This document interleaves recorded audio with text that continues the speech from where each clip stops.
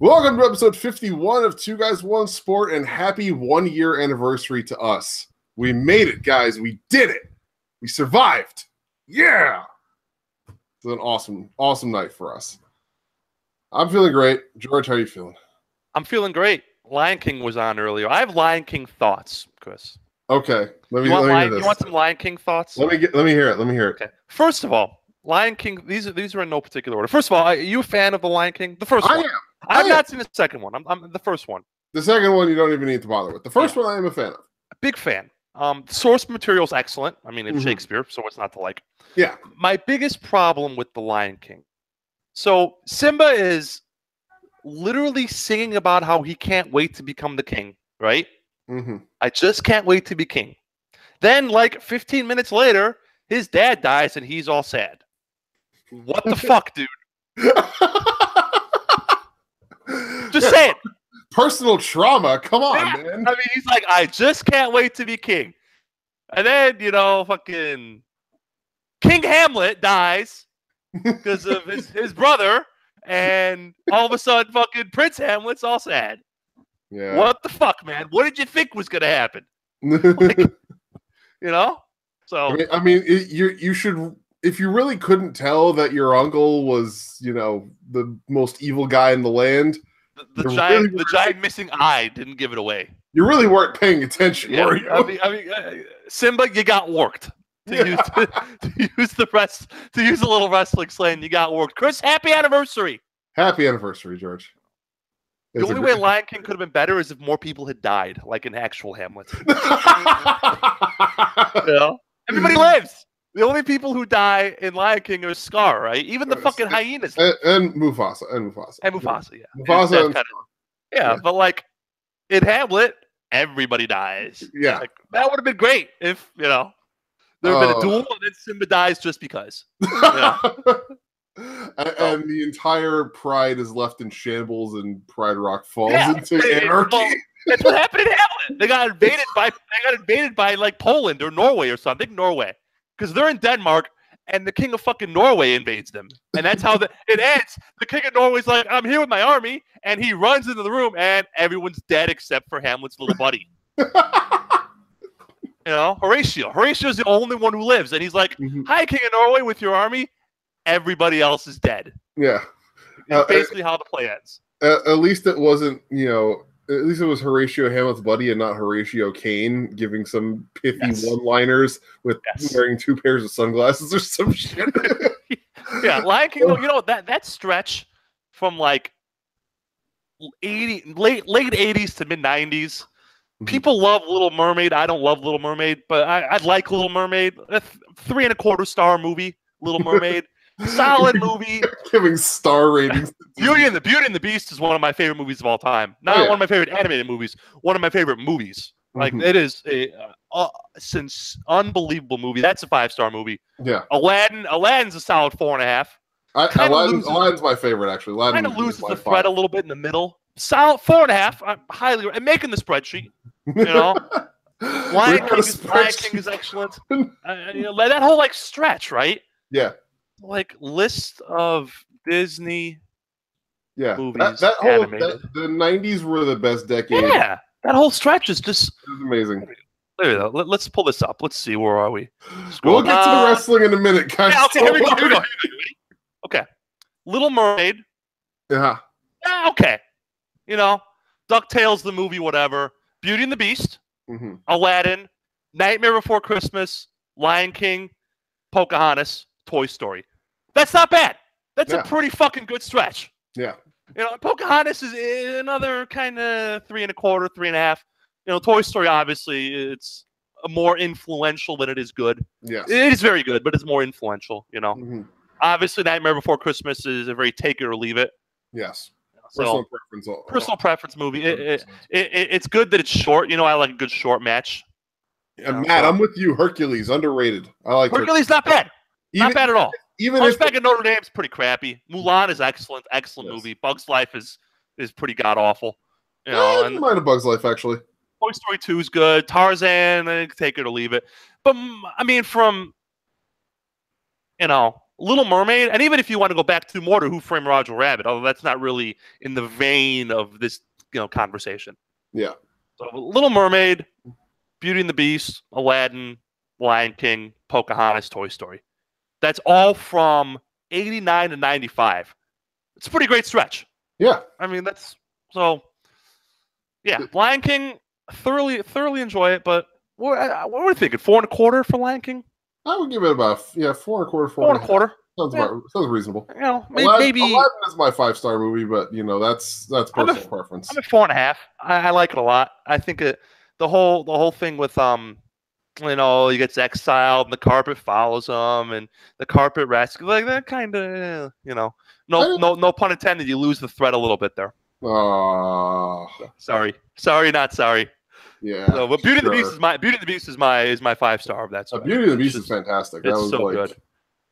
I could not escape that movie, even if I wanted to, and I certainly didn't. There's nothing about that. There's nothing about that movie I'd change. Like, we talked about Gargano Almas a couple weeks ago, and I said there's nothing I'd change in this match. I wouldn't change a thing. Nothing in Beauty and the Beast I'd change. Nice. It's just the giant swelling orchestral sing. The scene with them dancing in the ballroom and the camera pans out and the light dazzles off the chandelier. Like, that's the good stuff right there. Especially because it's hand drawn. Like, shit, man.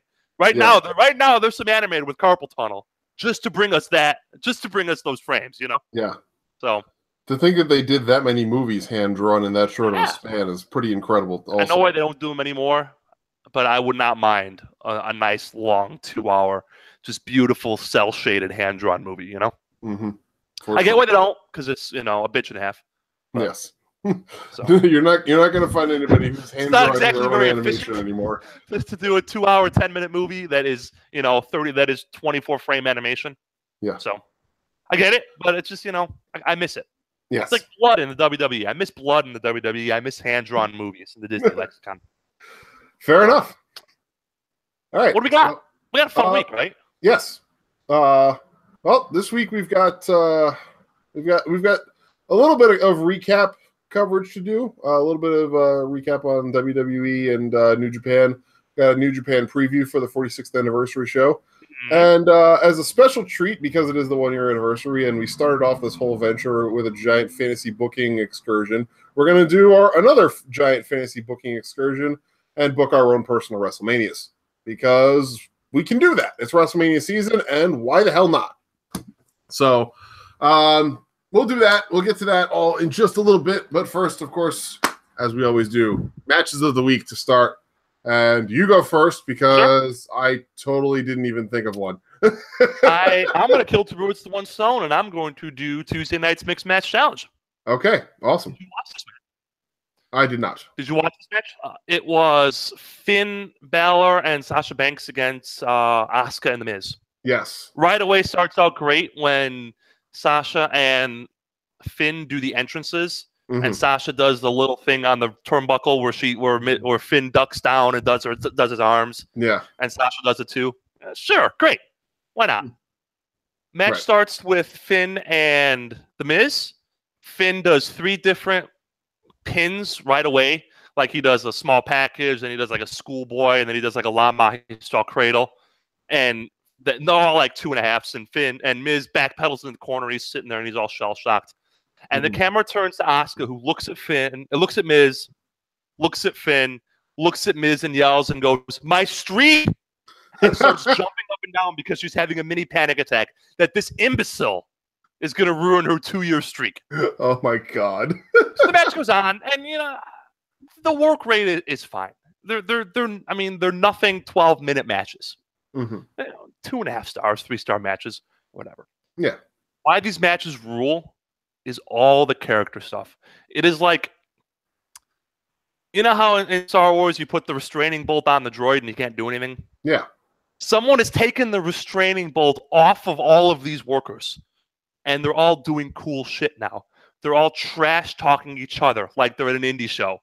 They're all encouraging their teammates on. Even Asuka yelling at The Miz in Japanese to watch out. Because Nakamura is sitting in the back translating for her. Yeah. On a little Facebook Live comment stream, which is just an utter and complete disaster. as I'm sure you're not surprised. No, yeah, I mean, it's Facebook. Of course, it's as much shit as we give wrestling Twitter. Wrestling Twitter is like, you know, the Yale Debate Society compared to Facebook, compared to wrestling Facebook. So the match goes on and on. Eventually, Asuka tags herself in, and she points to herself, and she does the thumbs up in the air, and then she throws Miz out of the ring. She like pushes him to the corner. Nice. And she tags in, and she and Sasha do stuff. There's some cool stuff to the outside. They do the tandem. Sasha hits the knees from the apron to the floor, which every time she does, I'm terrified she's going to break her patella. Yeah, me too. And then Miz does that running kick thing that he does, that Shibata used to do from the apron to the guy standing on the floor. At the same time, cool move. The match ends. Get how this match ends. Let's see how creative this is. So Finn and Miz are the legal duo, right? And they're in the ring, and Sasha is going for a bank statement on Asuka, right? And at the same time, Finn has like a crippler crossface or a yes lock or some sort of submission move on Miz. Asuka counters the bank statement into the Asuka lock, right? The chicken wing, you know, thing. Crossface chicken wing. Yeah. And Sasha's tapping, but it doesn't matter because she's not the legal combatant. Finn looks at this and is distracted enough that he gets the snap roll up. Miz gets the snap roll up for the 3. Creative finish. Real creative finish. Yes. That was very creative. All 4 of these people look good. All 4 of them played their characters well. Miz as the braggart who is way in over his head, who can't actually deliver. You know? Asuka as the Eater of Worlds, not Bray Wyatt, but like the actual Eater of Worlds. Thank God. Sasha as the arrogant, cocky girl who just couldn't get it done because she was just a little too overzealous, which fits her character to a T. And Finn Balor is the guy who likes to just, you know, show up and have fun, right? Finn Balor's gimmick is like, I like to have fun, which I don't think should be his gimmick, but at least he's playing it. Like, we'll talk about that when we talk about the Chamber. Like, I don't like all smiles Finn Balor. I don't think it works. It doesn't. But at least he's sticking to that, and he's trying to get something across. So, yeah, fun match. These mixed match challenges, I mean, they're not making my match of the year, you know, ballot. They're not even close. But you know what? It's Tuesday at 9:00. I just watched SmackDown. I have words on SmackDown, as I'm sure you know. Oh yeah, me too. It's nothing wrong with a little palate cleanser of 4 wrestlers who know what they're doing and know how to play their characters. So that works.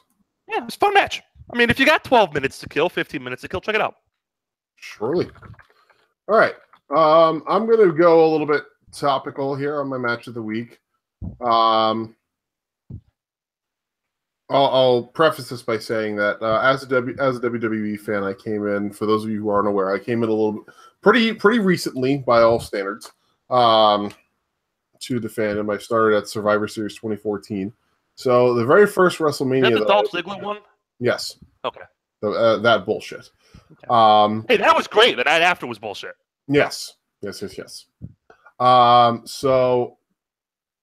God, where is this? I don't even know where this is. Anyway.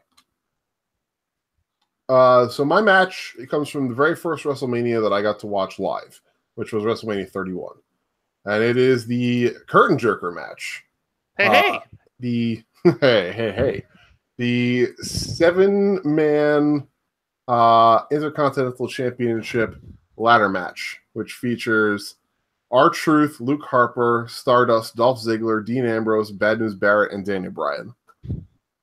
And this is a crap match. I'll just say right off the bat, this is a crap match. It is, you know, it is all flash and very little substance. But by God, the flash in this match is insanely fun. This was right in the middle of when they had R-Truth's whole gimmick about how he's afraid of heights. So every time he would get up on a ladder, he'd be like shaking and quivering and like afraid to climb and having to force himself to climb, which was in and of itself a hilarious little bit of character work for a guy who's been, you know, around the block and back again. For him to work that in is great.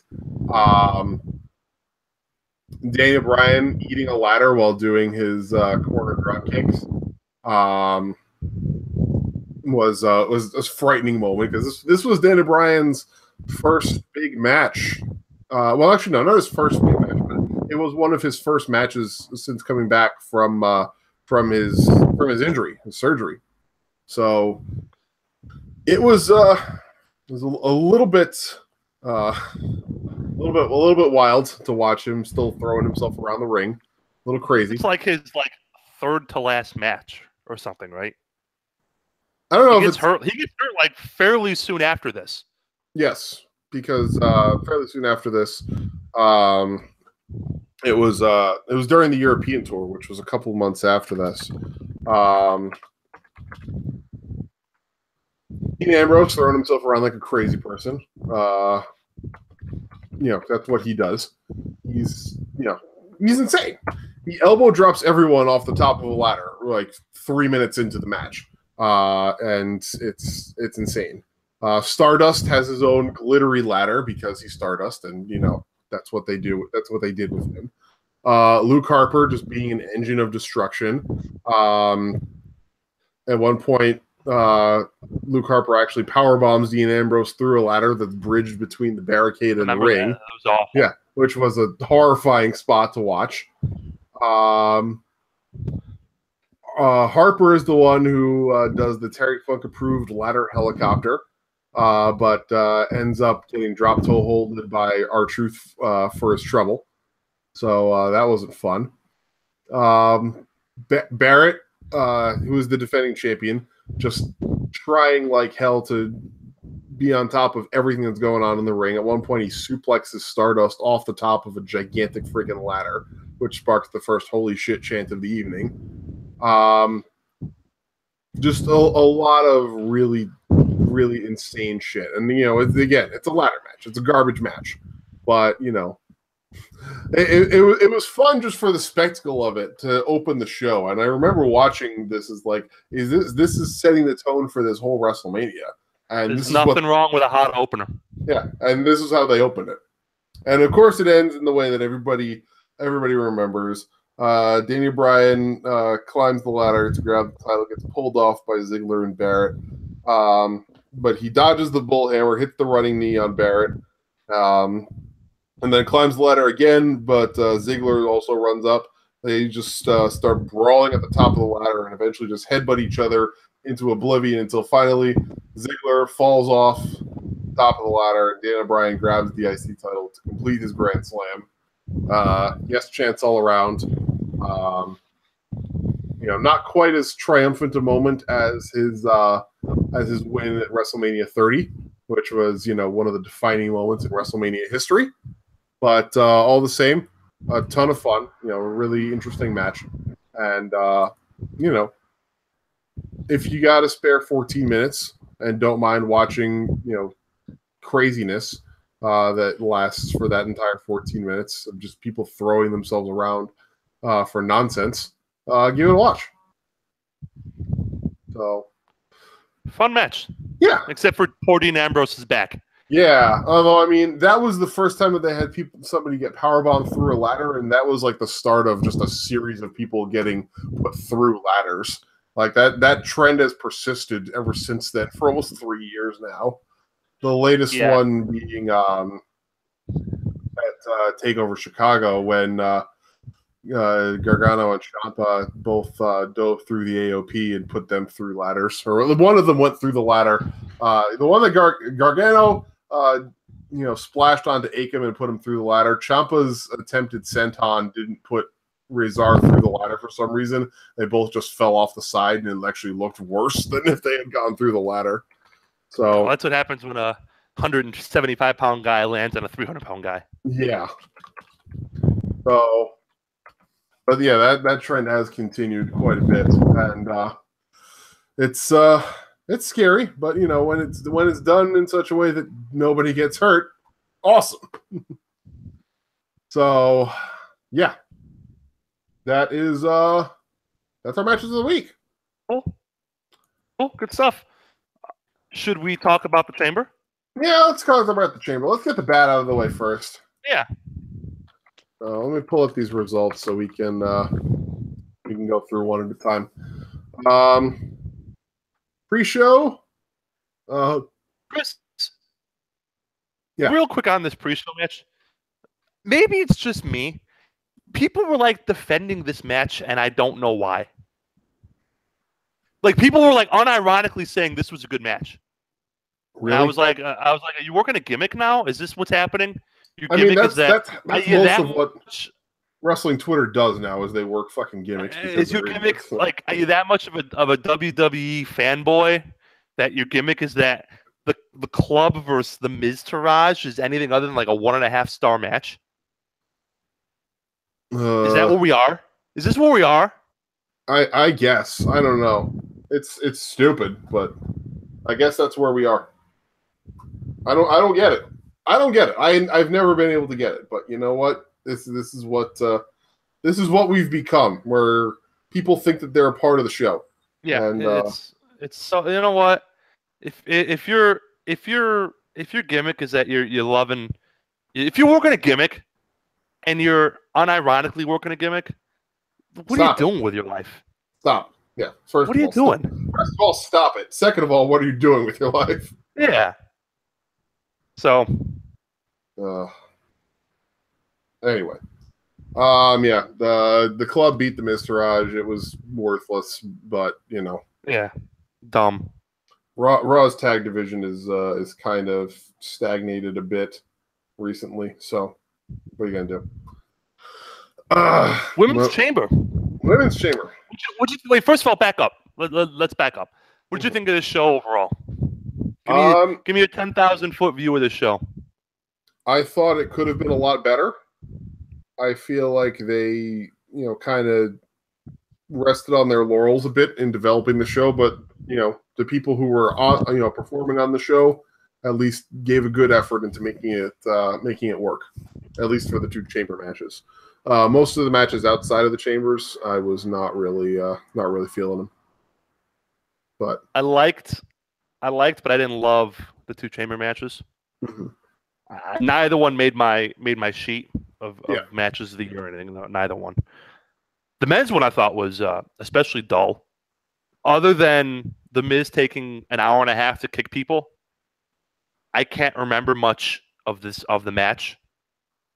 To be honest, like in terms of separate spots, which considering the match was like 45 minutes is pretty bad. So, Women's Chamber. Yeah. My girl looked good. My girl looked damn good early on. Yeah. Your girl being Sonya Deville. Yeah, look, not thrilled with whatever the weird Roman Legion pants thing that she's wearing. Yeah, I don't know. I feel like they really just can't decide what to do with the 5 women that they've brought up from NXT, and it's definitely shows that they just have no freaking clue what to do because they just brought them up to have fresh bodies without any real plan. Agreed. Or maybe they did have a plan, and that plan either got blown up. In the case of Absolution, that plan got blown up because of Paige's injury. But I don't know what the fuck they thought they were doing with the Riot Squad because that plan has just been god awful. But that's for another day. Specifically next week when we have to preview Fastlane.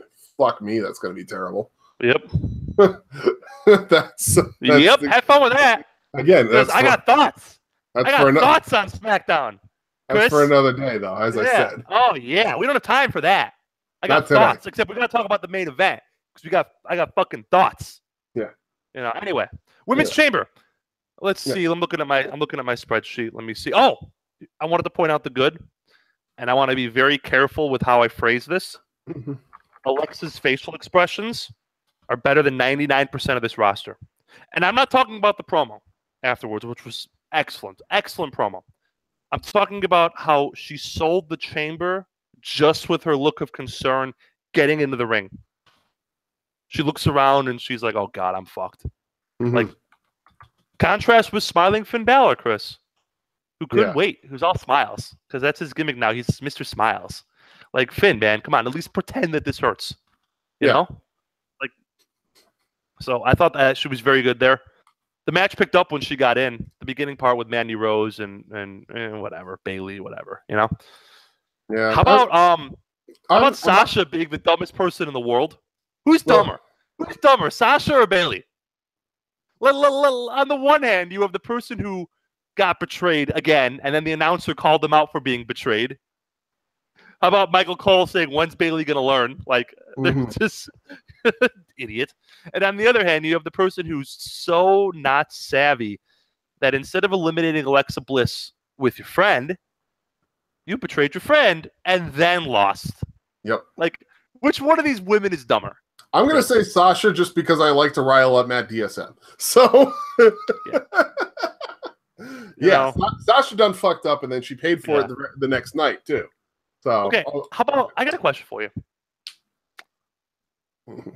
Who on this roster is booked stronger than Alexa Bliss? I could think of one name and one name only of people who is booked stronger than Alexa Bliss is. The only person I can think of is Charlotte. The only person I can think of is Brock Lesnar. Yeah, actually. She's booked as strong as Brock Lesnar. And at least Brock Lesnar has the excuse of being, 6'3" and 260 or whatever the hell he is. 290. Yeah, whatever. I mean, like Alexa's what? 4'11" and 80 pounds? Like, right? Mm-hmm. Yeah, she's booked like Brock Lesnar. She was the babyface in this match, the valiant babyface, overcome the two heels who couldn't work together and managed to retain her championship. Like, only Brock. The one person in the company who's booked stronger than Alexa Bliss is Brock Lesnar. It baffles me. Again, we've talked about WWE's terrible booking of baby faces.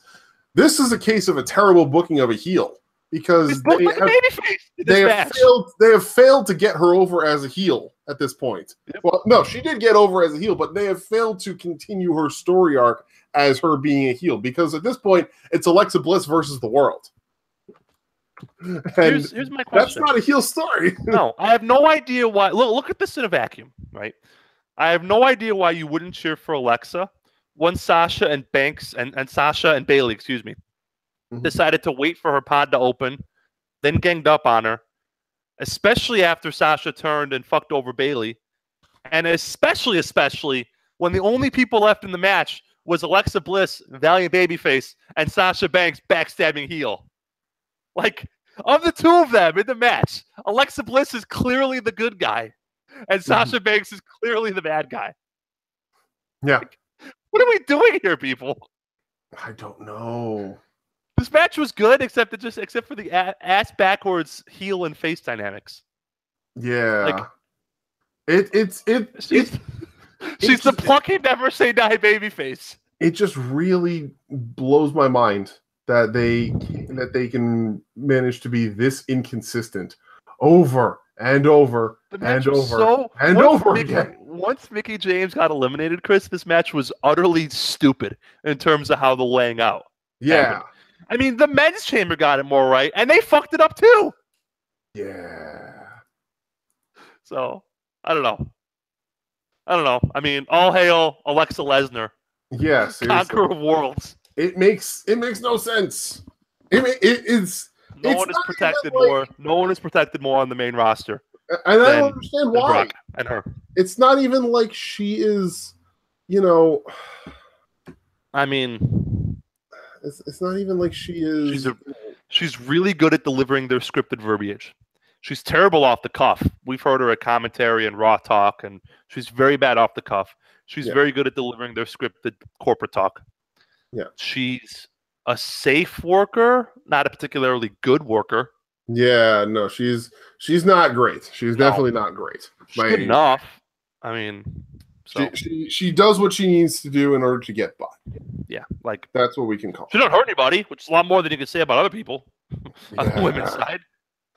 So cough, Nia Jax, cough. Tamina, but no, Tamina doesn't hurt other people. Tamina just hurts herself.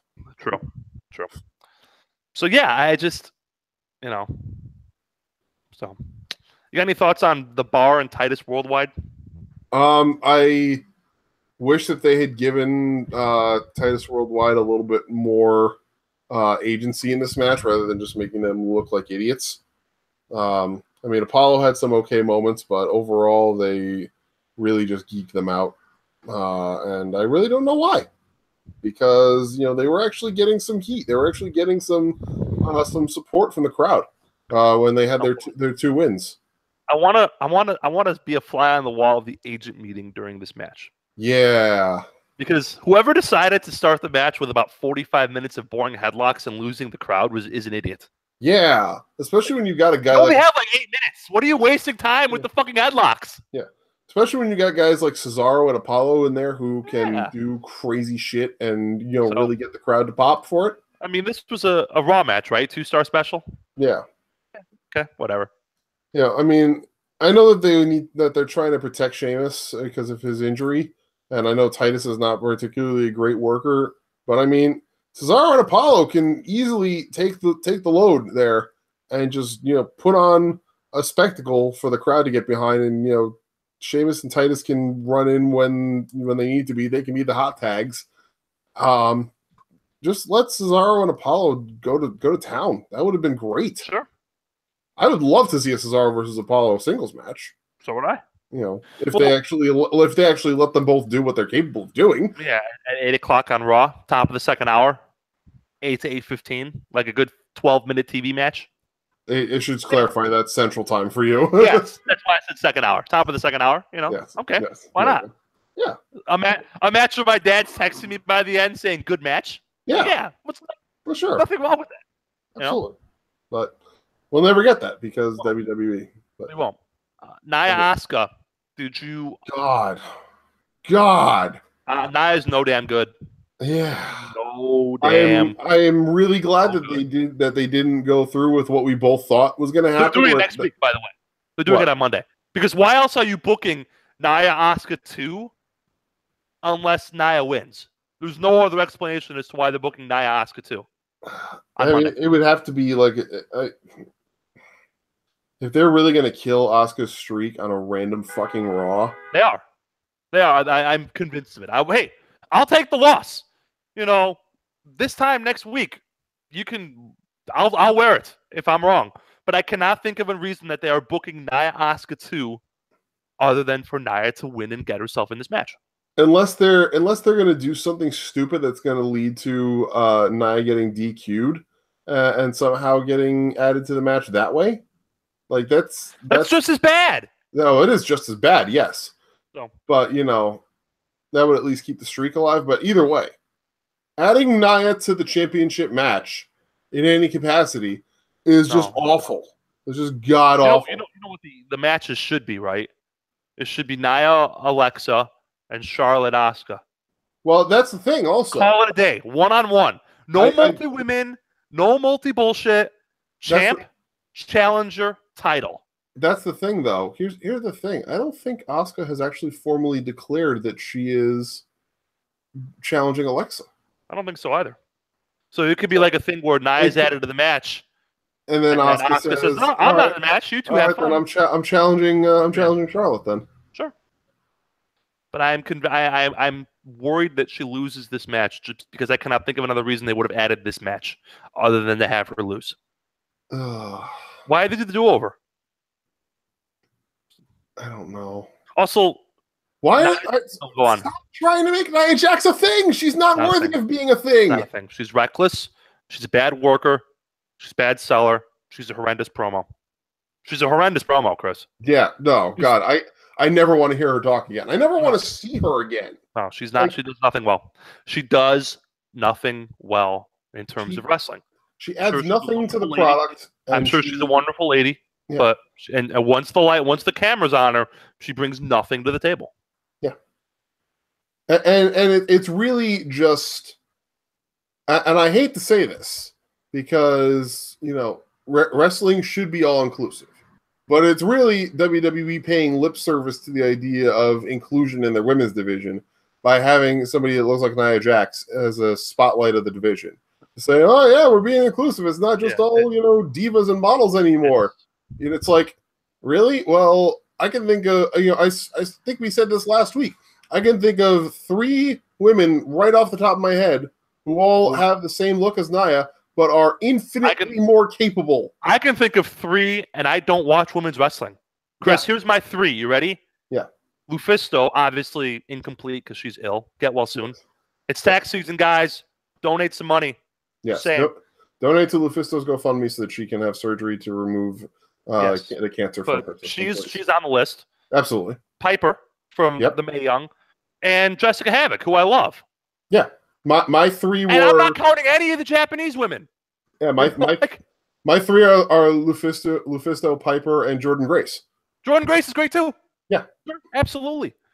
And I watch like 1/10 the women's wrestling that you watch. So for me to come up with 3 on the fly, it proves that the talent pool is very deep. Yes. In this category. Absolutely. And why would you why do you insist on just paying lip service to this? Why do you not actually go all in on this? You're just making it abundantly clear that everything you talk about, women's evolution, revolution, whatever the fuck you want to say it is, you keep going on with all this crap, and yet you never actually do something of substance to prove that you're behind it. 100% of the time, they fail to actually deliver on the flash. It's all flash and no substance. 100% of the time.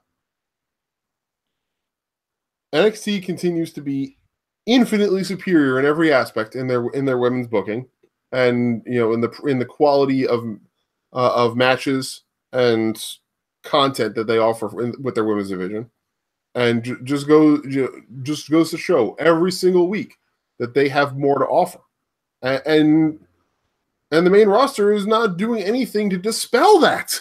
They're not doing anything to say, well, we can do what NXT does too, with twice as many women. They just don't care, and it's yeah. I'll say this: if you didn't think that Asuka was one of the best wrestlers in the world, male or female, after watching this match, then I don't know what you're watching. Yeah, we use this phrase. This is another wrestling vocabulary. Every now and again, we try to clean up. Wrestling fans use words, and they use them wrong. Use Barry. Okay. This was a carry job. Oh, Whenever absolutely. you need to explain to somebody what a carry job is, show them this match. Yes. Asuka did everything but hold her by the fucking hand and walk her through it. Yeah. If you ever need to know what a carry job is, this match is it. Yep, 100%. This is your exhibit A. Mm-hmm. This is number one. How about Zed's right? How about Nia almost killing Asuka with the jackhammer botch or whatever the hell that was? God. Who told her that was a good idea? She's so bad. She's so bad. Speaking of really bad, Bray Wyatt broken Matt Hardy I thought we killed this on Raw 25. The 15th time. This feud must continue, Chris. And then how about on Raw the next night when Bray's like, "Oh, I'm coming for you still." You know who I feel bad for? Finn Balor. Because he feuded with Bray Wyatt a year ago, and he's just now getting his heat back. Yeah. Bray Wyatt, man. You're so bad. Spend more money on fucking midget horses in Miami strip clubs to get the fuck off my television. Yeah, seriously. Do whatever you have to do to get fired, Bray, because we don't want you anymore. We don't want you. Yeah, the worst part, man, I said this last week. He thinks he's great. He thinks he's the shit. I'm more and more convinced every week that you're right about that. Initially, I was skeptical, and I actually thought maybe he just I think he's just just doing what he's told. But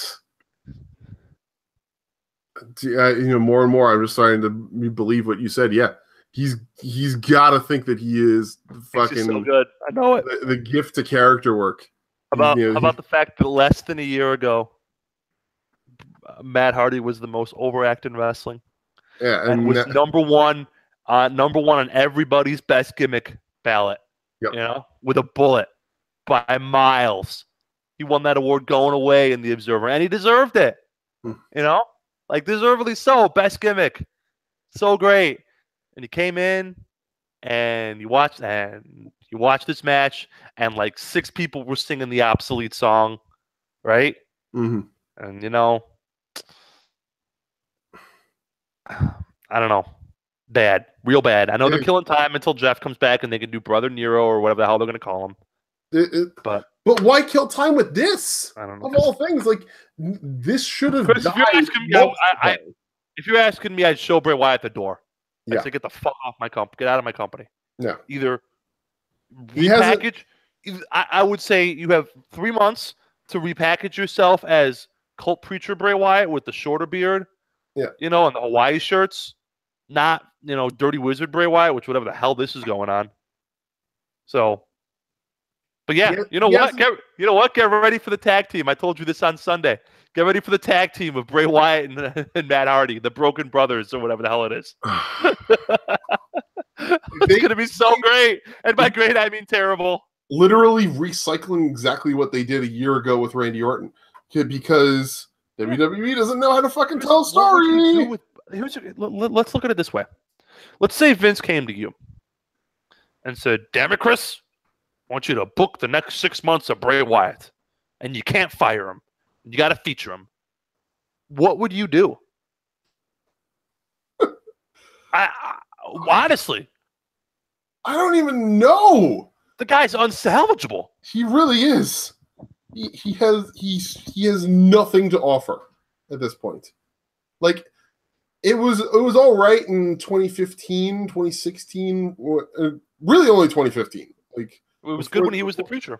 Before they brought back the family and he was still doing a singles act, he was all right as the mid-card gatekeeper kind of guy, even though he didn't have a title.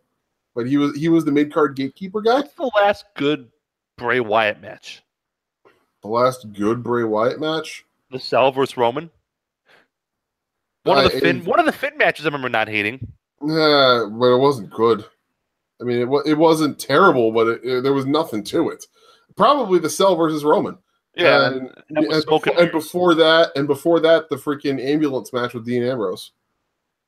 I have no memory of this match. That was a random ass Raw at the beginning of January, I don't know if it was a Raw or if it was actually a pay-per-view. I think it was a Raw right around the new year, right around when the Authority came back, because it was either the same week or the next week that because Bray won that match and tossed Dean in the ambulance. And that was right around the same time that they ran the whole angle where Ziggler, Rowan, and Ryback got fired because they supported Cena at Survivor Series. And then, we had, Director of Operations Kane saying, it would be a bad thing for anybody to be opposing the Authority right now. And Roman, of course, stuck his head in the lion's mouth and confronted Seth to, beat his ass. And they book him in a tag team match. Tell him good luck finding a partner, and who that walks out but Dean Ambrose, fresh off his fucking ambulance match with Bray Wyatt. I believe you. I still have no memory of this. I only remember that moment because of the crowd losing their fucking minds when Ambrose's music hit, and it was Ambrose and Reigns versus Rollins and Kane for that tag team match, and Dean still selling the fucking ambulance match the whole time. It was great. I miss Dean Ambrose. Yeah, he's got to come back soon. I miss Dean Ambrose. I hope he comes back as unhinged, crazy Dean Ambrose, not wacky Dean Ambrose. Yeah, like him actually is threatening. But he'll be wacky. Yeah. Men's Chamber. Let's see. Looking at my notes. Let's see. Oh, you want to talk about Ronda? Not really. That's next. You want to talk about Ronda? Let's talk about Ronda after the Men's Chamber, because we can talk about Ronda. Yeah, because we'll talk about Ronda Sunday and then Monday. We'll do it all. We'll do all the Ronda at once. Yeah, I'll get it all out of the way. Yeah. Men's Chamber. So we'll skip the Ronda for a minute. Yeah. Let's see. I'm looking at my notes. Seth Rollins over. That match worked, Chris. Got him over. Match worked. Definitely made himself a glad to have player. Glad to have this Seth back. Yes, me too. There are not a lot of guys who are better in the WWE than they were before they came to the WWE. Seth is definitely one of them. Yes. Definitely one of them, because Tyler Black was Seth Rollins is better than Tyler Black. Yes. Better look, better moveset, better selling, better charisma, better everything. Yes. There was a lot of guys who came to this company who are worse, and there are some who are better, and Seth is definitely the latter. He's over. Mm-hmm. But he wasn't for a while, so this is him. No, he really that match worked. He restored himself to glory, not glory. The gauntlet match, the hour 10 or whatever he was in, worked. Mm-hmm.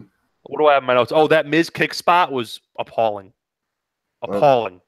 where he took him an hour and a half to kick people. Yeah, that was like that. You know what? More shit on Twitter. The people on Twitter who rag on PWG and like the WWE, that was a fucking PWG spot. Yes. And not even a good PWG spot, like when Ricochet does the 630 off the middle rope. Like, that's a shitty PWG spot. Yeah. Mm-hmm. All flash and no substance, once again. Man. That's it. Like, how about Braun Strowman's fighting spirit? Kick it out at 1. He takes everybody's finisher and he kicks out at 1 and he just stands up and he yells. Like, yeah, fighting spirit. I want to book Braun versus Shibata now. Oh my god. I want Braun Strowman to like fight Shibata and just slap him in the face over and over again. That fighting spirit ruled. Oh my god. But you know, I would actually be more a fan of Braun Ishii, personally. Sure, great. Just either way, but yeah, like you know what? I mean, even though it was great though, as another mischaracterization of a character. I hated the finish of this match, and not because Roman Reigns won. Okay, let me talk for a minute, okay? Yeah, go ahead. So, I get the story. The story is that Braun Strowman is this unstoppable, invincible monster, and then Roman Reigns has to slay the monster in order to fight Brock Lesnar. Great. Roll the tape. I said weeks ago that Roman Reigns should look dominant before he fights Brock Lesnar. Did I not? Yes. So I am okay with this. 2 problems. You ready? Mm-hmm. 1, I thought the finish itself was flat. Like, it came kind of out of nowhere. Like, oh shit, we got to take it home. We're running out of time. Yes. Lesser problem. Okay. 2, what the fuck was that at the end with Braun laying him out? If you're going to protect Braun, just have Braun win the match. Or don't put him in the match in the first place. Yeah, exactly. You don't. This is professional wrestling. You don't have to fuck yourself. Yep. If you either A, have Braun win the match, okay, sure, fine. Or B, don't put him in the match at all if you're so worried about protecting him. Or C, if you want to make Roman Reigns this invincible demon slayer, have Roman beat him and stand over him. Yeah. Chris, when we talk about 50-50 booking, this is the shit we're talking about. Yeah. And honestly, like, the thing that I am most bothered Chris, by... twice on this show, 2 of your WrestleMania title contenders were laid out after winning their matches by people they're not facing at WrestleMania. Yeah. And let me just opine here for a second. I am not sure. Like, at the time, I was not sure. I'm a little bit more sure now following what happened on Raw. But at the time, I was honestly not sure if this was them trying to protect Braun or trying to bring back Roman Reigns, the underdog. I'm more sure now that it was protection of Braun. But either way, at the time, I was ready to do the whole, okay, here we go again. Fucking Vince insisting on babyface Roman, the underdog who overcomes. No. That's not his role. That's not him. He's He's what, 6'2" and 250? 6'4", 265. Whatever. He's bigger. He's taller than me, leaner than me, and much more scary than me. He's not the underdog. Yeah. It's not. He cannot wear that suit, and that's fine. That's fine. And I'm not disparaging. Oh, George is disparaging Roman Reigns again. Get the fuck out of here. That is not. That is a suit that he cannot wear. No, it's true. It absolutely is true. I've said that from the beginning. Yeah, but they keep trying to put him in this fucking suit, and he keeps ripping the jacket. You know, like it doesn't fit him. But let me go back to Braun for a second. Though. Let me go back to Braun for a second. I'm gonna go back to Braun for a second.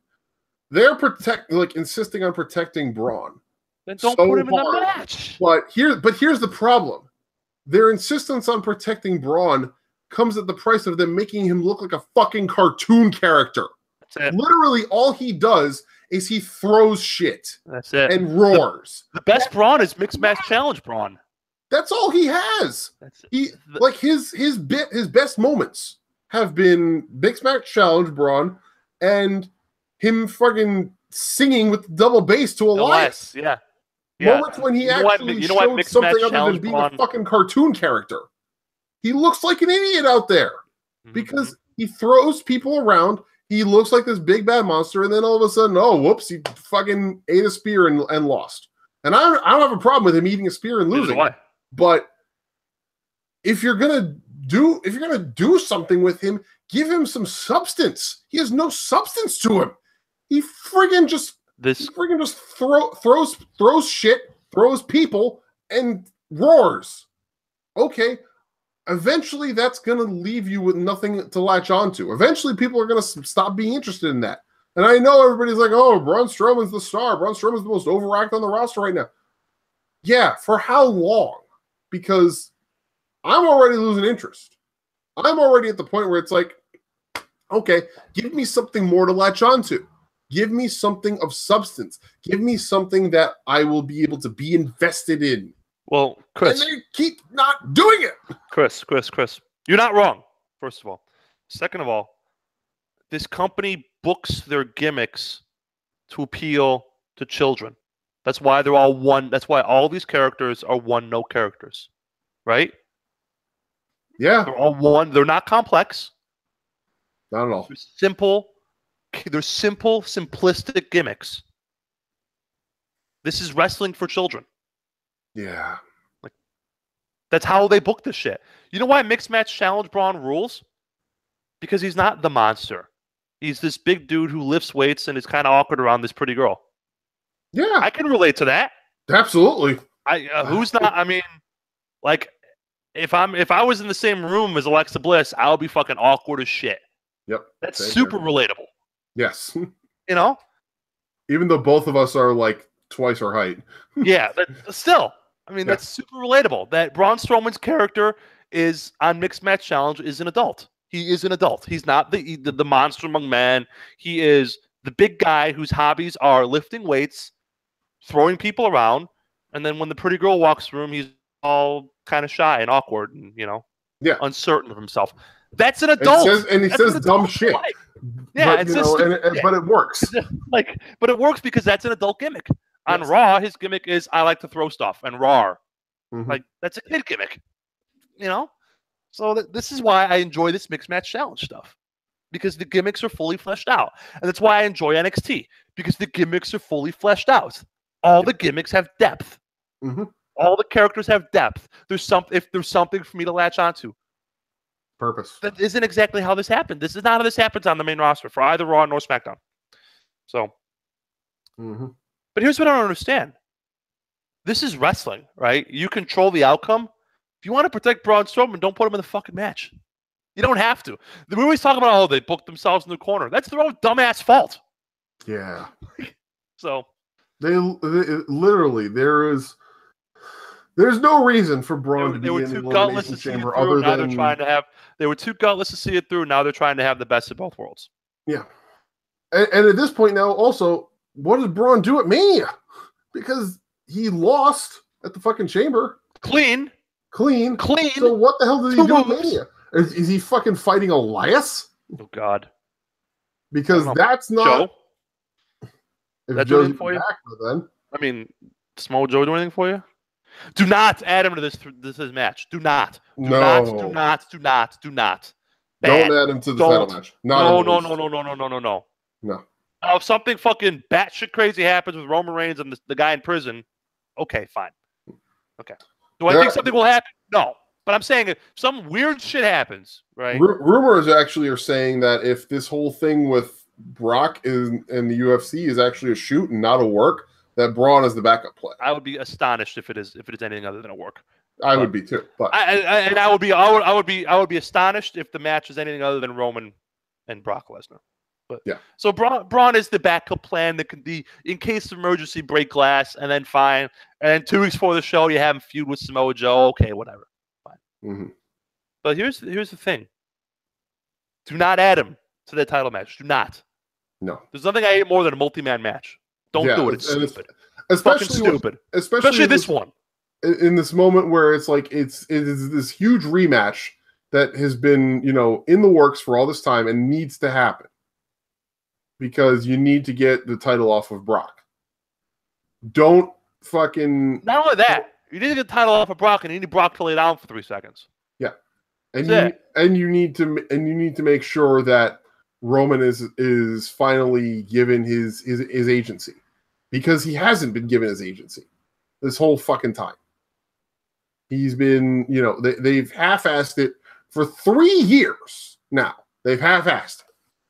So... some of that's their fault. Some of that's his fault. I still say if he hadn't gotten popped the first time, he would have had the belt for a long time. Absolutely.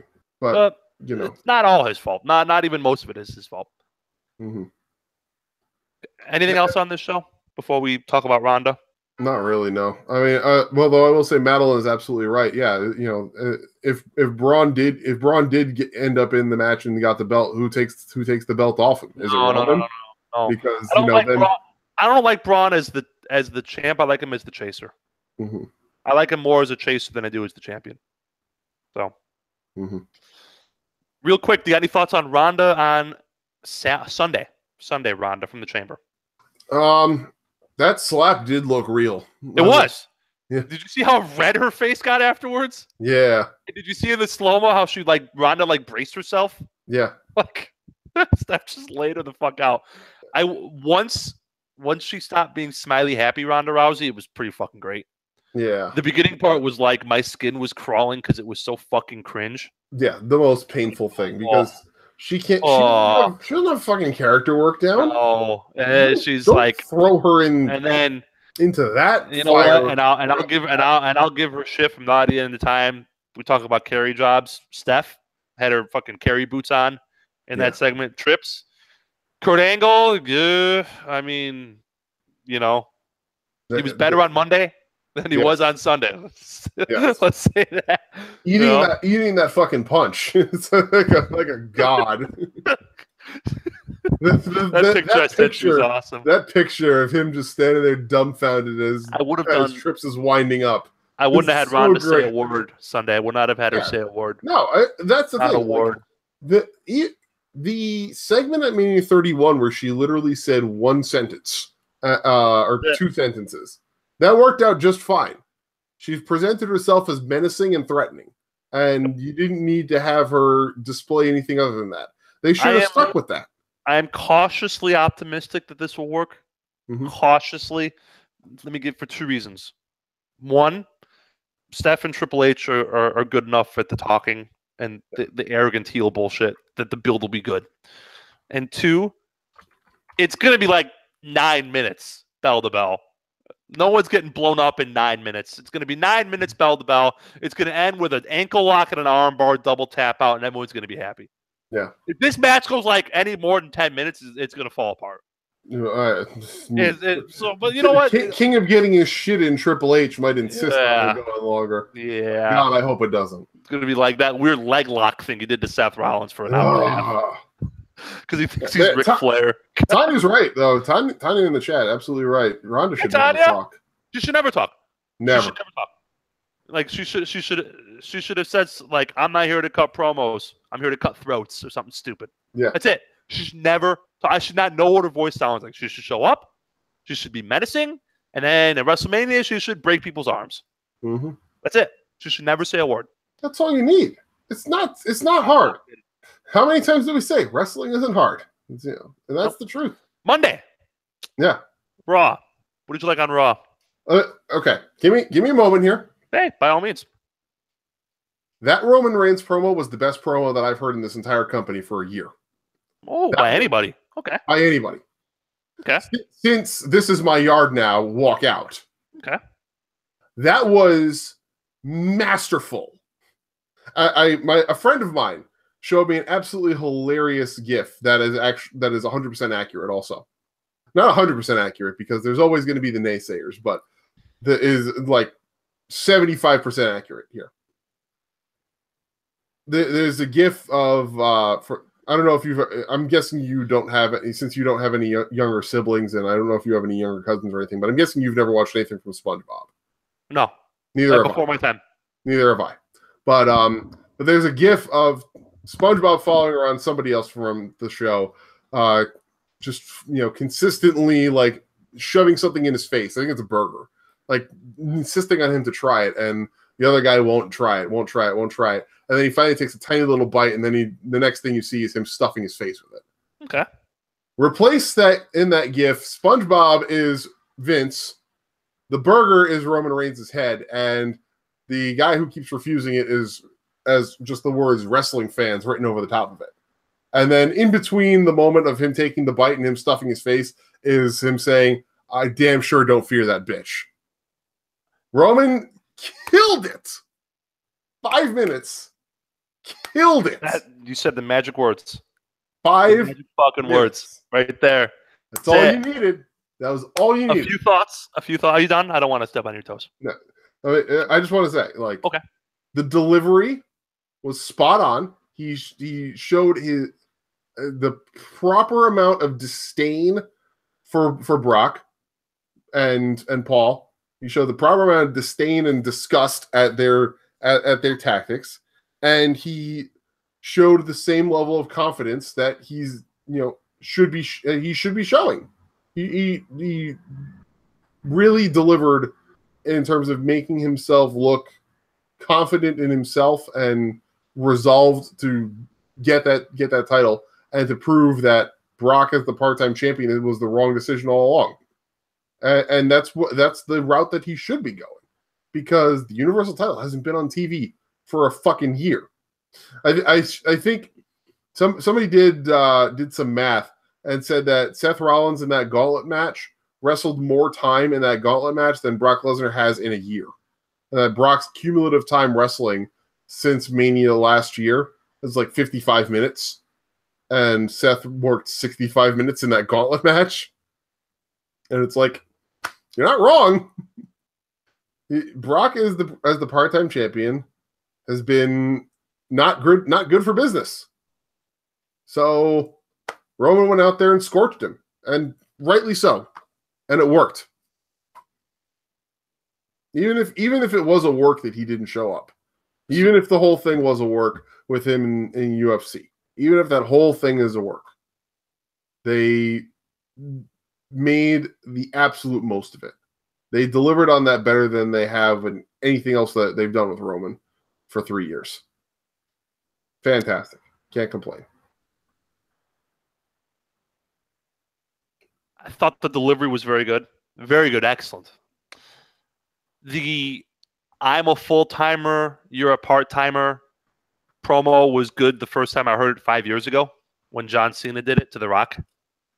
Like, okay, we've gone down this well before. Mm-hmm. But let's that's not on Roman. Again, I thought the delivery was excellent. So I would have ended the promo after he said the word bitch. I would have cut it off there. I wouldn't have had him talk about getting punished in the back. That's kind of that was a little bit extra, but overall, very nitpicky. It didn't detract from the rest of the content. Anyone who thinks this is anything other than a work is fooling themselves. Mm-hmm. So this is what Brock does, though. He maximizes his leverage. Like, you know what? The UFC's fucked. They're in big trouble. They got no fucking draws. John Jones is gonna go away for a long-ass time. Conor McGregor may never fight again. Ronda Rousey, we know what's going on there. Miesha Tate ain't walking through that door. George St. Pierre's like 38 and broken down. Anderson Silva's got nothing left. They got no draws.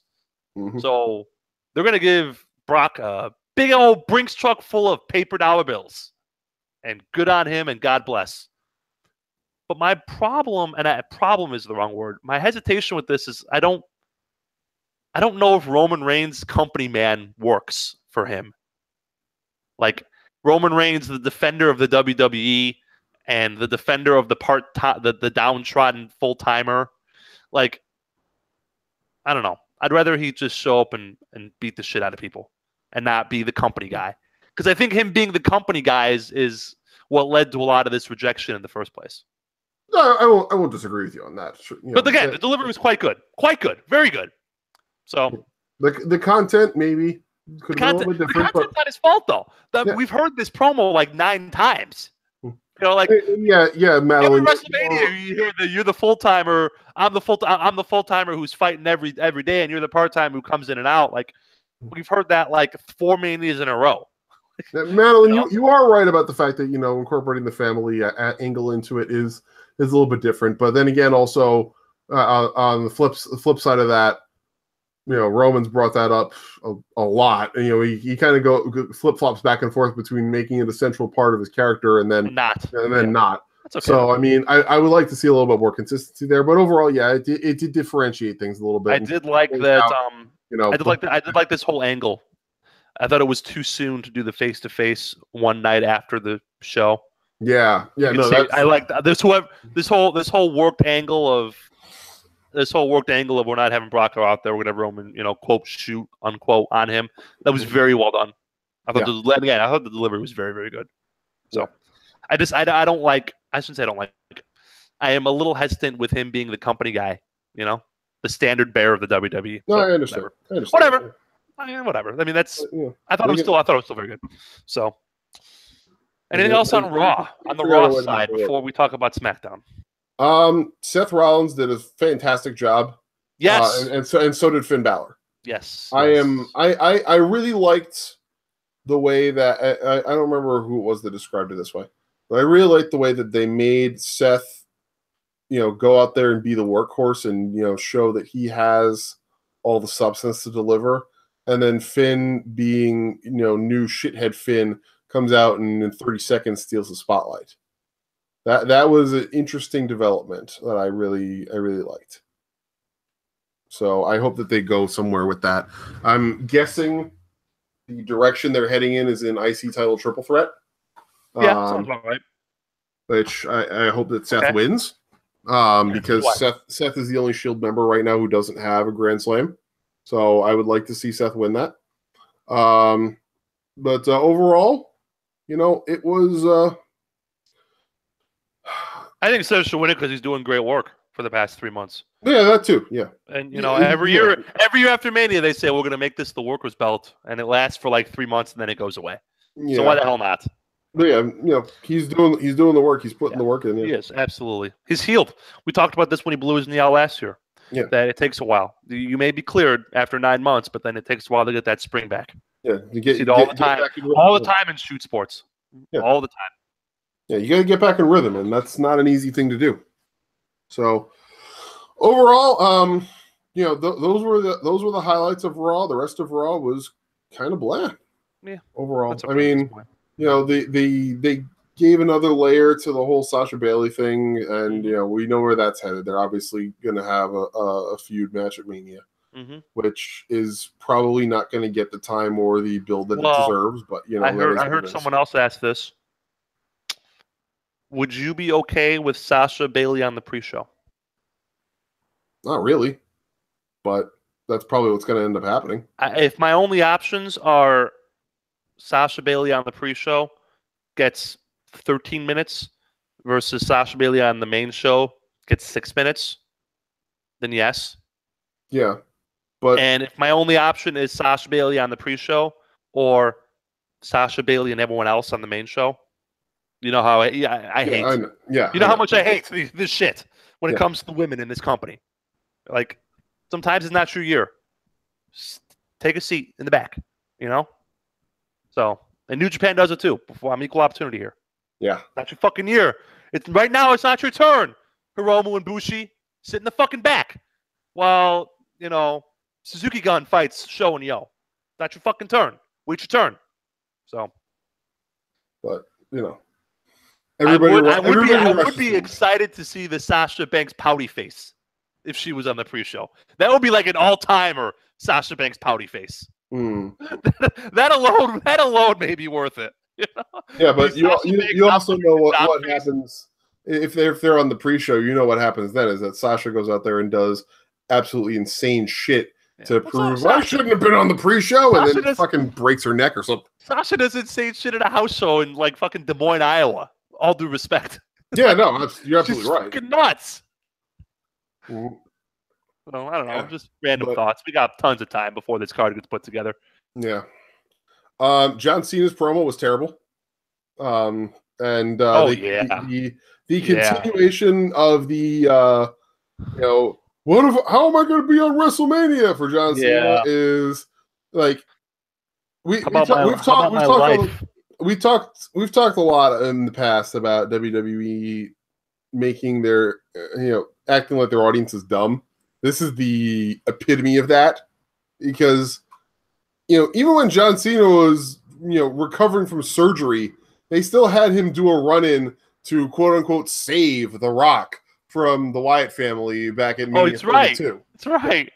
John Cena is going to be on WrestleMania Zack Ryder is going to be on WrestleMania. Of course, John Cena is going to be on WrestleMania. How stupid do they think we are, Chris? John Cena will be on every WrestleMania from now until he retires. That is dead. That is a stone cold fact. Until he dies. Yeah. Yes. So this whole angle is fear not stupid. And I'll talk about the Smackdown thing in a second, but that was even more stupid. Because my life. This is my life. You know how like those poor war vets, they hear like fireworks and they think they're back at war because it sounds like guns. PTSD. I see fucking John Cena and AJ Styles in a ring, and I'm just my life just flashes, and I hate myself. I guess I should just be very grateful that John Cena didn't say AJ Styles was 2 levels below him before pitting him clean as a sheet when he was the champion, right? Yeah. Madeline, good point on continuity there. Roman should call Cena out for wanting in on the Undertaker match after because back at No Mercy, when Cena was laying into Roman, he brought up the whole thing of Taker being old with a bad hip. I think the less we talk about the whole Cena Roman build and match, the better. Yeah, I mean, Madeline's not wrong. That is 100% true. Madeline's not wrong, but the less we bring that up, the better off everybody. Better off we'll all be. Yeah. How about the fact that they explicitly said if John Cena wins this match, he's in the 5-way. They showed 4 people watching with interest, and none of them thought to run in and attack AJ Styles for the cheap DQ. Mm-hmm.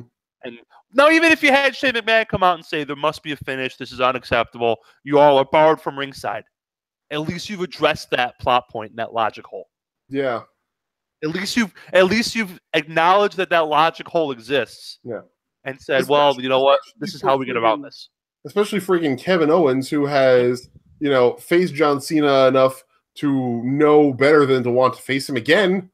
Especially when he's going to be in a match against a bunch of people who all beat him and have all beaten him in the past. Or if you want to continue the John Cena is desperate story, you have him take the count-out win. Because AJ wouldn't take the count-out win. He broke the count-out. Mm-hmm. Cena did not do that because he's so desperate to get to WrestleMania, he's willing to sell his morals short and take the cheap count-out win. But it didn't happen. Like, that would have been an interesting story. Can't have that. John Cena. Gotta have John Cena fucking pinning AJ Styles because he's a fucking sheet just to piss me off, Chris. For real. Then he goes to the fucking Today Show and he doesn't say his name because he's John Cena and he buries guys and he has for years. And you're not at my level. You're not the level below me. And he pins him clean as a sheet. And then he goes away to get married. While AJ Styles is the full timer, the one busting his ass week in and week out, and John Cena is the part timer. The fuck out of here, John. I love it when you get like this. It's wonderful. It really is. Fuck off my television show. You're not wrong. You're absolutely not wrong. Fuck, man. This is my life.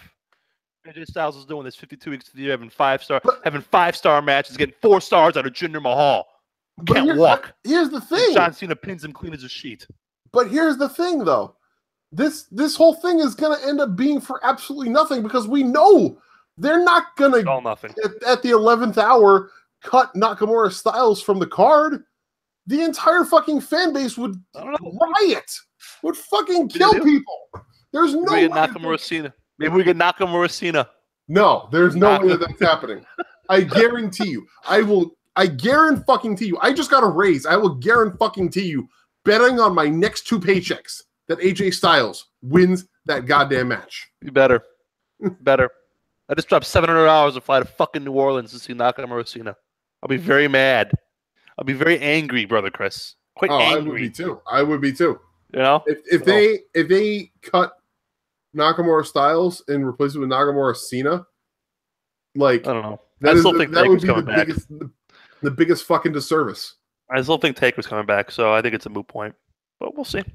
Maybe it ends up no. There's other people saying that it ends up being Cena Mysterio, which We'll see. whatever.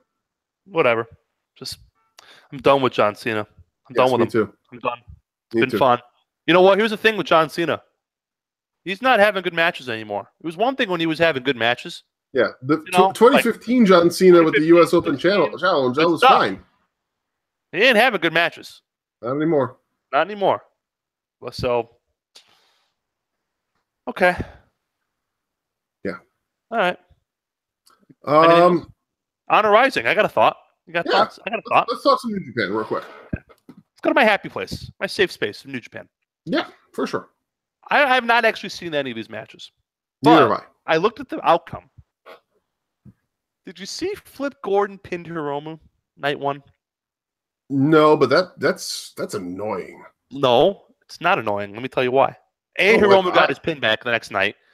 B, pretty sure Flip Gordon's going to be in the best of Super Juniors. I don't like Flip Gordon. Yeah, well, that's Flip Gordon's kind of an asshole in real life. But, that is what it is. I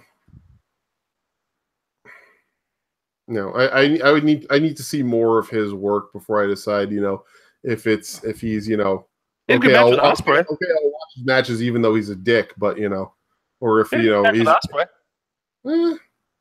Will Ospreay's also one of the he's also Will Ospreay, one of the three best juniors on the entire planet right now. So yeah, I gotta watch the main event of these shows. I'm told the main events are both pretty good. The 6-way and the 4-way. Yeah, the big take big news.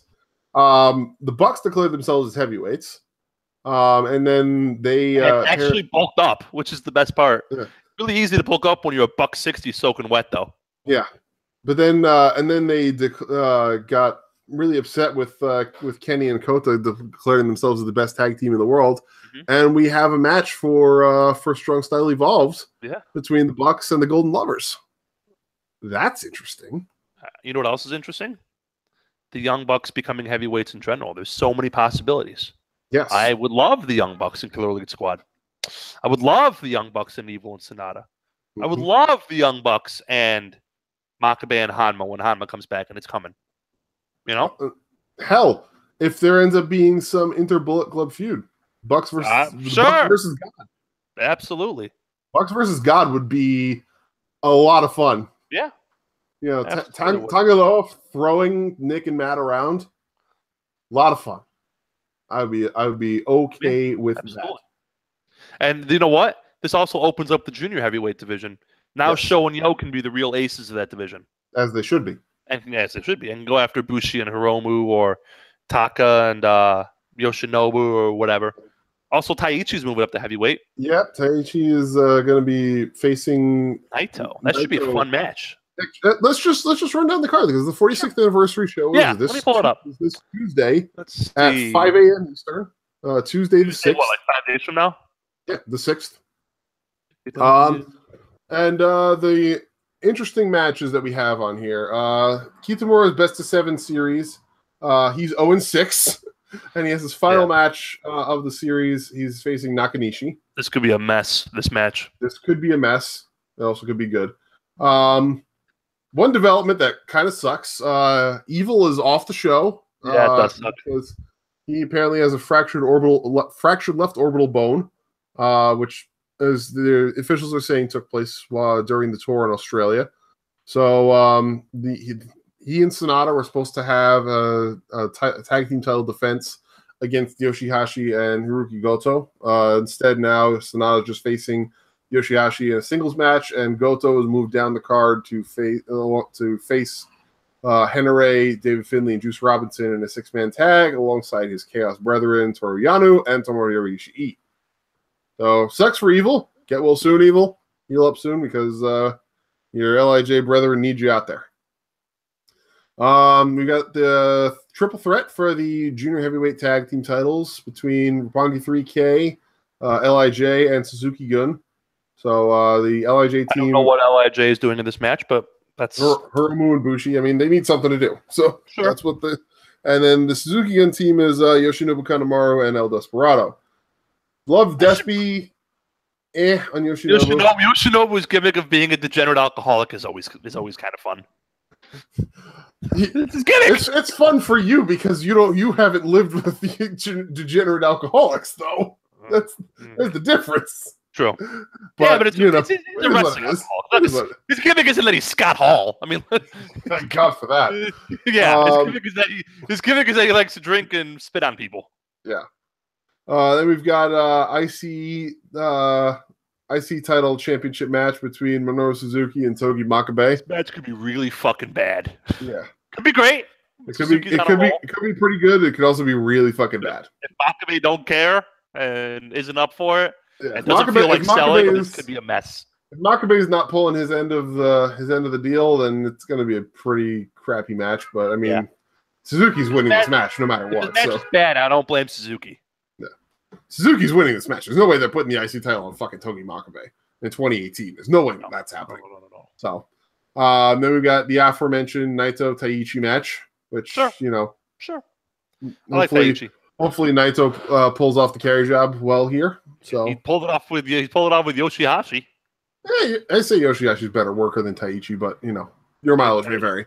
Yeah, I think they're in the same ballpark.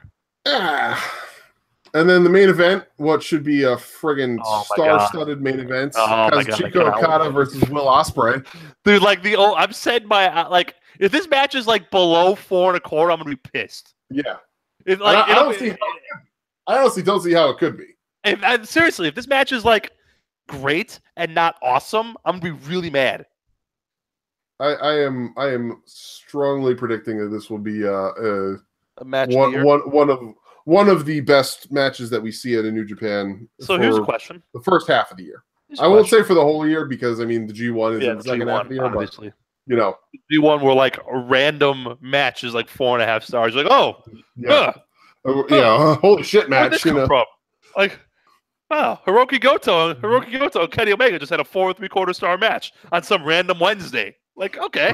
Okada Kojima just out of fucking nowhere pulled out one of the best character matches I've seen in years. The first half I like the first half qualifier. Yeah. Here's a question for you. Saw this on Twitter. Meant to ask you earlier today in front of the show, Don Sal, who we love. Since Ospreay is not winning this match and there's no chance he wins this match, do you think Okada just goes full-blown shit heel to try to get some heat?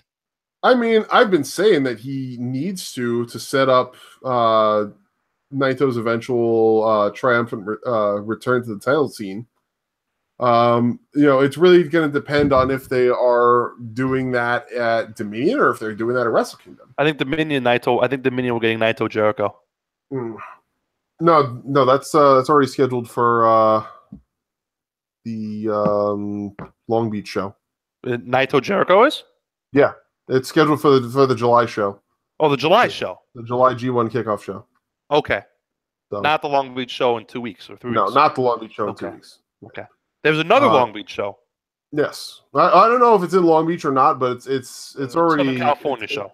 It's penciled in for that G1 kickoff show, which I think is in the US again. Okay. But I also don't think that Okada goes full shithead heel on his stablemate because that might cause problems. But I think that we start to see the signs, and then he really goes full bore with it during the New Japan Cup. That's where I think we see the full. Okada's not in the New Japan Cup. They've announced the lineups. Yeah, they did. Okada's not in the New Japan Cup. New Japan Cup. Okada's not in it. Neither is Hiromu. Neither is Hiromu. Neither is Naito. Neither is Omega. It's kind of. Oh no! Oh yeah, that's right. No, they didn't. They didn't put him in. We got time. We'll talk about New Japan Cup next week. We got time. I think during the New Japan Cup, they're during the events. Okay. And they have because he's going to be obviously in undercard matches during those. We got time on the New Japan Cup. We'll talk about that for another week or two. So. Yeah, we'll start with that. If this match is anything less like 4 1/4, I'm gonna be very, very mad. I'll be angry elf. So. All right, I believe it. Fun time? Yeah, fun time. Fun time. Let's do the fun part of this show. Fun part. Let's end with the fun time. Yeah. For fantasy booking our own WrestleManias, we are using any active workers from any promotion around the world. As many matches as we want, whatever stipulations, whatever. We're doing whatever. We're booking our own super shows we want. As long as you are an active wrestler in 2018, you are eligible. Yeah, even if you're injured, we're still. Even if you're hurt, we said if you're hurt, you're fine. Yeah, you drink from the waters of life and you are healed. Like in Fallout 3, where you can drink water and get cured from being shot with a gun. Yep, same concept. Or like in PUBG, where you drink a Red Bull and suddenly your bullet wounds are healed. Exactly. All right, you go first. Mine are in order. I put mine in order. So mine. I put mine in order too. 11 matches at Madison Square Garden. Okay. The Mecca. I'll fly out. I'll get a hotel in Midtown. It'll be fun. Yeah. Okay. Or you can just stay at my place. You have a cat, though. I'm allergic to the cat. Not anymore. Oh, you got rid of the cat? No, but I'm moving in a month, so I won't have cats. It's not your cat? No, those are my roommates' cats. Then I'm in. Good. Yeah. I thought it was your cat. I'm allergic to the cat. Yeah. Cats make me sneeze. So no good. I'll stay in your place. All right, we're going to go to the show. First match. And I put in my notes. Junior 8-way flippy crowd opener. Nice. Ladder match. You ready for these 8 guys? Go for it. Ricochet. Finn Balor. Will Ospreay. Rey Fenix. Mustafa Ali. Hiromu Takahashi. Kota Ibushi. And Masaki Mochizuki from DDT. Nice. Or from Dragon Gate. Excuse me, from Dragon Gate. Nice. Good choice. I want a little bit of everything. Nice. You know? I want 8 flippy guys to have a 15-minute match. I didn't pick winners. I didn't pick winners, but yeah, no, I wasn't booking like the entirety of the show, just the matches. Yeah. My first match is that 8-way flippy guys. Match number 2. You ready? Yep. AJ Styles versus Keith Lee. Nice. Why the fuck not? Nice. I like Match number 3, 4-way. My only 4-way. Tomohiro Ishii versus Braun Strowman versus Joe Doring versus Walter. Nice. Sponsored by Wendy's. Of course. It's 4 big guys just beating the piss out of each other. I love that. All right. Or 3 big guys and Hiromu and Tomohiro Ishii, who's not big, but But he beats the shit out of people, so we need a tag team match, Chris. Let's have a tag team match. You ready for this? Yeah. South Pacific Power Trip versus the Usos versus Zeus and the Bodyguard versus Evil and Sonata. Nice. I like that. I love me some Zeus and the Bodyguard. Here's my favorite match, the one that you will love. I guarantee you will love this match. Yep. Mr. and Mrs. Johnny Gargano. Yep.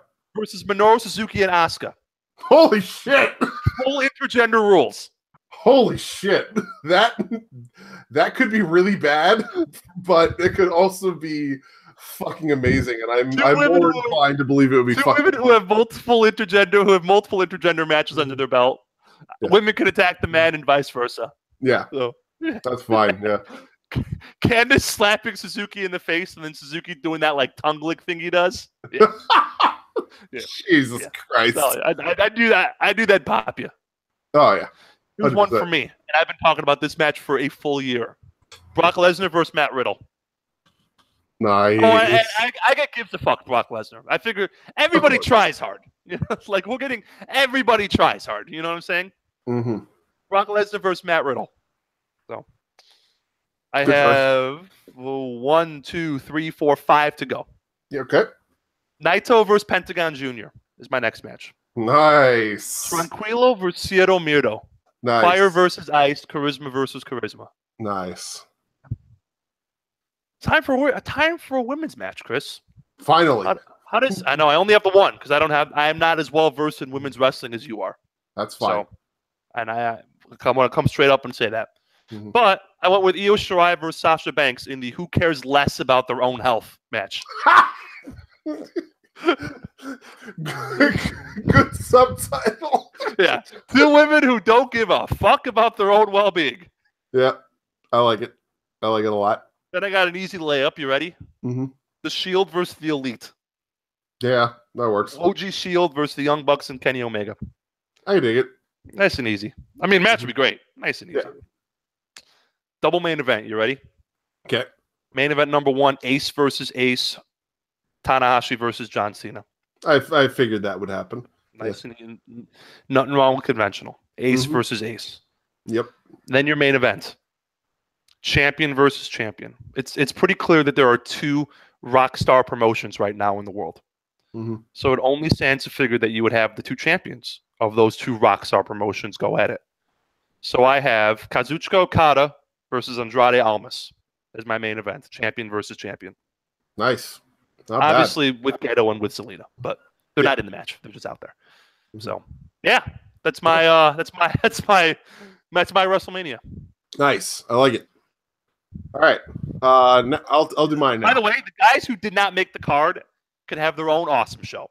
Yeah. No Nakamura, no Zack Sabre, no Chris Hero, no Velveteen Dream, no Randy Orton. I mean, I left a lot of guys off this card. No Ilya Dragunov, you know. Yeah, I left a lot of guys off my show too. A lot of people did not make this card, but I wanted to go with singles matches that I thought would be cool rather than shoehorning triple threats and multi-mans and all that stuff. Yeah. I was a little bit more liberal with shoehorning in the multi-mans, but and tag teams, but you know, that's all right. You know, same thing for me though. A lot of people left off the show, but that is what it is. But yeah, we are going to be doing my Mania now is 12 matches. I didn't decide on a venue, just pick a stadium because this is going to be a huge fucking deal. Opening match, women's tag team match, the iconic duo, the ultimate shithead heels versus the ultimate babyface tag team of Nixon Newell and Kaylee Ray. Oh, okay. A lot of fun to be had there, especially because Nixon Newell and Kaylee Ray love to throw themselves off of things. Yes. So I can make a lot of fun happen there. And you're going to notice a few common threads here between my events and George's because we tend to have similar tastes in certain areas. So next up, I've got a 5-way elimination match. Johnny Gargano versus Hiromu Takahashi versus Will Ospreay versus Mustafa Ali versus Dragon Lee in a 5-way elimination match. Five of the best juniors in the world. Just throwing themselves off of shit and beating the shit out of each other. I wanted to go with 5 guys who are also good at doing striking and yeah, there were 5 super versatile dudes. Yeah. Next, tag team match, a dream tag team match. You ready for this? Yeah. The Golden Lovers versus the Pacific Power Trip. Oh, that I like it. Will be a lot of fun. I like it. Yeah. Next, the singles match that I just needed to put on the card because I love these two dudes. Donovan Dijak versus Luke Harper. Oh. Because I need to see 2 giant dudes that are also super agile just beating the hell out of each other. I like it a lot. They hold back. Never even thought of it. Yeah. Next up, this is going to be a bloody one. Tornado Tag Team No Disqualification match. The Usos versus Entropy. Mark Haskins and Jimmy Havoc. Ooh. Nice bloody street fight. Yeah, people are going to fucking bleed in that match. Yeah. It's gonna be harsh. That's good. But I like that. I like the Mark Haskins a lot. Yeah. Mark Haskins and Jimmy Havoc. They're not afraid to make people hurt. Vicky Haskins on the sideline with the barbed wire baseball bat. Yeah. You can have Naomi out there. Naomi can be out there. Yeah, Naomi out there with the UFOs. Bringing her own implements of destruction too. Next up, here's your match. This is your fun one. I'm sitting down. Yep. Break the Ring 2018. Keith Lee versus Daisuke Sekimoto versus Walter versus Killian Dane. Yes. Yes. You said the magic words and you said Daisuke Sekimoto. Yep. I'm gonna go to a show with him. Yep. Friday night at Mania weekend. Yep. It's gonna be Keith Lee versus Daisuke Sekimoto. Now imagine that match plus you add Walter and Killian Dane to it. Yeah, and that would be nonsense. Next up, the face-off of the Ingobernables. Tetsuya Naito versus Andrade Almas. Oh, I like it. Yeah. Master versus teacher. Yep. When I left you, I was but the learner. Now I am the master. Yeah. Let's see what happens there. Because there would be some nonsense to go around. Mm-hmm. Next, this is a match with Roosh hanging above the cage, hanging above the ring in a shark cage. No. I do not have a deal with the Discovery Channel for Shark Week promotions year-round. Next, this is a match that I debated on a lot because I wasn't sure who to include, but you have to have this. The Joshi exhibition. Io Shirai and Arisa Nakajima versus Kairi Sane and Hikaru Shida. I know you don't know who Arisa Nakajima and Hikaru Shida are. Basically, if Io Shirai looked in the mirror and lost all of her neck injuries, you'd have Arisa Nakajima. Really? And if you had Kairi Sane look in the mirror and she was a samurai instead of a pirate, you'd have Hikaru Shida. You gotta send me some links to these women. Yeah, these two are the problem with Arisa Nakajima and Hikaru Shida is that neither of them work in promotions that get a ton of spotlight. I mean, Stardom is the most well-known Joshi promotion in the world. You hear nothing about Ice Ring, Seedling, O2 Academy, or any of the others. And Arisa Nakajima is a fucking all-star in the ring. She is Io Shirai's equal in every way. And Hikaru Shida, if she got some more publicity, would be one of the most over baby faces in the entire world. She's incredible. So I would love to see the two technical savants versus the two never say die baby faces in a Joshi exhibition for the ages. I would be all in for that. Next, 6-man tag. The New Day versus the LIJ team, Bushi, Evil, and Sonata. Okay. 6 guys who could easily complement each other and put together an awesome 6-man tag. I would find that to be a ton of fun. Here's one that I think you'll be big for. Last man standing match. A contest of ostentatious entrances and murderous strikes. Aleister Black versus Shinsuke Nakamura. Yeah! Good stuff. People getting the shit beat out of each other there. Last man standing rules, too. The Kinshasa versus the Black Mass. Who can get up? No, that'll be great. That'll be good stuff. Yep. Then, semi-main event, women's match for the ages. Becky Lynch versus Toni Storm. Okay. Two of the best in the world. Just showing what they got. And then the main event that, I mean, if you know me, you knew this was coming. Kazuchika Okada versus Roman Reigns. Can't beat that. Yeah. Fucking phenomenal main event. You can't beat that. Can't complain. I was thinking about it, but then I decided to go with the Shield versus the Elite. Yeah. Kill all the birds with one stone, you know? Yeah, I know. You love your Young Bucks. I love my Young Bucks. Yeah. And I love Kenny Omega. By the way, did you notice how Kenny Omega dyed his hair back to platinum blonde? Because that's what he used to have it when he was with Golden Lovers the first time. Yep. How do you not love the little shit like that? It's perfect. He's amazing. It's perfect, man. He's a fucking wrestling savant. Like, he gets it. He gets this business. This business. That's my Triple H voice. Yes. So there's our 2 WrestleManias. If you guys want to throw us, give us your some own personal suggestions, WrestleManias, feel free to tweet us. We'll talk about them next week. Talk about them. So. Yeah, feel free to throw some shit our way with social media. We love to hear from you guys. Hell, if you want to even bring some stuff up right now, we're going to be signing off right now. You know. Yeah, while we're doing all the plugs. Who wins your Okada Reigns match? I'm curious. Probably Okada. Okay. Is there a belt on the line? I would probably have it be for some sort of a belt. And if I was going to pick matches to be belt matches, like, let me reopen that tab. If it will let me. Okay, there we go. The opener. There will be. I'm a New Japan kind of guy in that I don't mind having a ton of titles. So the women's opening tag would be a tag team title match. Okay. The 5-way elimination match would be for a cruiserweight title of some sort. Usos versus Entropy would be for a tag team title. The 4-way would be for a super heavyweight title because I'm all about that. 305 live. Yeah, 305 live. I'm all in favor of it. Black Nakamura would be for some sort of a mid-card title, and then obviously the last 2 matches would be for the women's title and the men's main title also. So I'm all about having the multiple titles, multiple divisions, and such. So, do you know which ones of yours would be title matches? Let me see. The Junior Flippy 8-way crowd opener would be for a junior title. Yep. The tag team title 4 would be for a tag team title, obviously. Let me see. And Okada and Almas would be for a title. But the rest, I don't think I'd have made titles.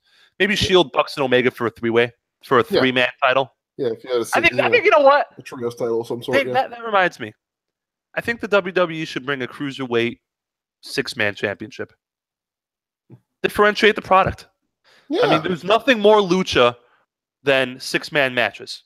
Yeah, that is, and cruiserweight matches are heavily influenced by lucha, and rightfully so. So if you want to differentiate your product, why not have a three-man championship on 205 Live? Give them something else to work towards. Yeah, absolutely. You know, it's like, what happens when this tournament ends? Yeah, you can only have so many guys feuding for the title at once. Exactly. So you can have some cool trios matches for sure for a trios title. Why not? Yeah, go for it. Go for it. Exactly. So that's it. You got anything else? That was fast. No, that was it. Plugs? Yeah, let's get the plugs out of the way. First and foremost, guys, huge news. Wednesday Night Shooting is coming back. Highly recommended. If you are not listening to Tanya and Swift on Wednesday nights, you're definitely missing out. So definitely go check them out. Find them on YouTube, follow them, and make sure you are there when they make their official return. They're good people. They're good people. It's an awesome show. It's an awesome show. They're great. They know their shit, like George just said, and it's well worth the listen. 100% of the time. These two are some of the best, some of the most qualified people that I've ever listened to on a show. So definitely go check them out.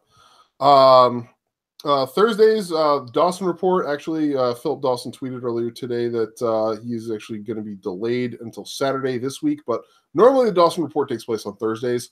So definitely be sure to check out his show. It's good stuff. Thursdays in the afternoons. Fridays, you have Match Fixing with Don Sal over at Cedar Bridge Media. Definitely check Don Sal out. Friend of the show. We love that guy. And Saturdays, our brothers over at Shooting Debris, Takers Meeting, Mr. Dr. Senju. Saturday mornings with Shooting Debris. Get your breakfast and get your LIP on early in the morning. Also check out our friends at the Married Marks, Not Your Demographic, and Face Like Feministas at all major podcasting syndication locations. If you have podcasts that you would like us to check out and listen to, definitely shoot the information our way and let us know. We are always looking for new quality shows and people to plug and promote to you fine folks. Next week, episode 52, we will be talking about Fastlane. We'll be covering the New Japan 46th anniversary show and all the other good stuff that is going on. We'll talk about whatever other newsworthy stories are happening during the week. So come on back. We know how much we love to have you guys here, and we will definitely be talking about all the stuff that you guys want to be hearing from us. And thank you guys for hanging out in the chat. Thank you guys for throwing in all your input and your discussion pieces. We'd love to have you here, and definitely want to continue to have you here. Sure to bring in any of your friends, family, and others that you have within the wrestling community that don't listen to the show. Let them know to come on and check us out, because we love to have more excellent people chatting it up with us every week. And I think that's it. Take us out, George. As always, a sincere thank you for spending your Thursday night hanging out with us. Y'all are good people. Chris, you're a good person too. You are too, George. Yeah, I do have my moments, but our listeners are good people. They are the best. Plug again for St. Jude's. I don't know. You still doing your stream? No, the hunt is officially over. It ended on Sunday, but thank you for everybody that showed up and made donations for St. Jude's Children's Hospital to fight against childhood cancer. And of course, they're always taking donations. St. Jude's is as a hospital requires an enormous amount of funds to run on a daily basis. So definitely, even if you didn't get the chance to make donations during last week's big event on Twitch, definitely still, if you have the means and the motivation to do so, make a donation to them as a good charitable cause. Well said. Thanks again for listening, hanging out, messaging, tweeting. That's Chris. I'm George. Don't work yourself into a shoot. Be nice to each other. The world's too shitty to not be nice to each other. Good night, everybody. Episode 51 is in the books. Year 1 is in Year the books. Here's to year 2. Good night, everybody. Here's to year 2 and many more. Thanks again, everybody.